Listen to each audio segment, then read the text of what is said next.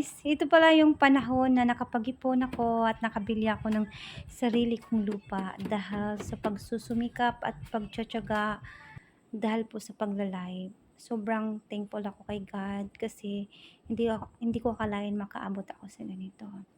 Ito na nga po pinalinis ko at pinagawan ko ng bahay kubo para makapag-apply ako ng kuryente at tubig para matirahan po namin or malagyan man ng mga materyales para sa bahay na ipapatayo namin. Thank you po talaga sa mga support, sa mga taong nagsusupport sa akin sa live at nagbibigay inspiration and motivation para lumaban sa buhay.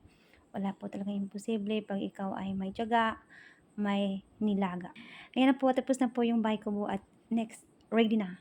Sana subaybayan niyo po ang aking updates sa aking munting dream house. Thank you!